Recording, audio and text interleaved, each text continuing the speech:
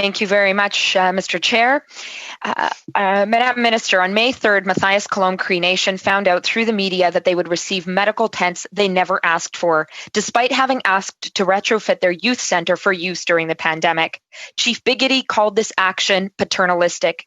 In a letter to federal officials, the director of their health program, Barbara Dumas-Hart, wrote that the approach by the government, quote, has impacted our community with negative ramifications resulting in disharmony and dysfunction, unquote.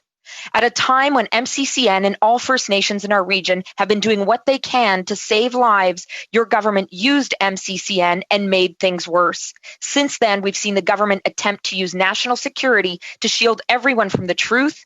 Then we saw finger pointing between Indigenous services and public service and procurement.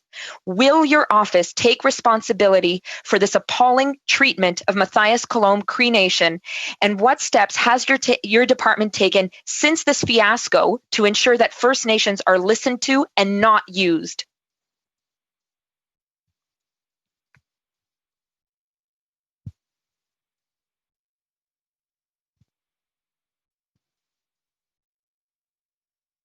Minister?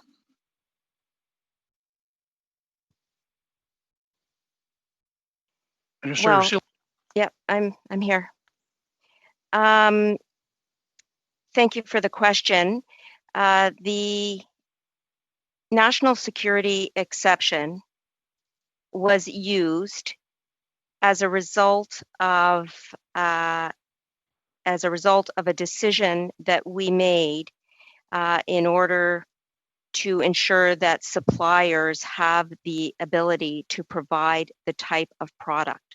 And I want to say that Indigenous businesses have the full support of the federal government, and we will work with them to increase access to future opportunities. In terms of the issue that you identified, we are working very hard to assess what exactly happened in this particular case. We are working with Indigenous services to identify, as well as Minister Miller, to identify exactly what occurred in terms of the decision to send that supply up there. But I will say that we will continue to ensure that we are respecting the concerns that you are raising and take them very seriously.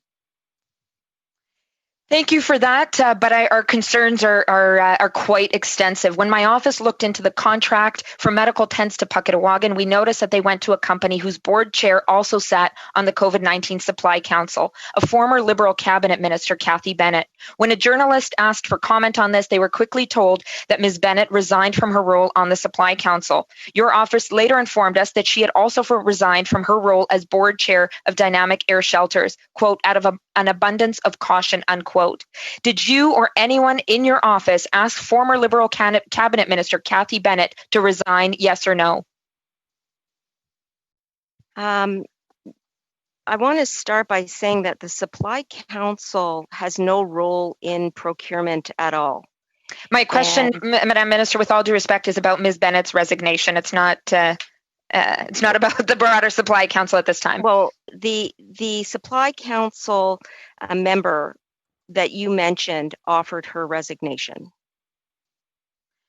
Okay, so you or your office were not involved in asking her to do so, yes or no? I was actually very surprised, as I was completely unaware of the conflict. We asked members to disclose any conflicts that they may have, and this was a complete shock to me when I heard about it. So in both interviews in the media and in a letter to my office, you described the COVID-19 Supply Council as having no role in procurement. On your department's website, it says that one of the topics raised was procurement of PPEs. This doublespeak is misleading to Canadians. Procurement, we know, means acquisition, not supply. But now we have an example of a supplier who benefited from a contract that was never asked for by a First Nation. Is the COVID-19 Supply Council, whose role it is to advise the government on procurement, involved with procurement? Yes or no?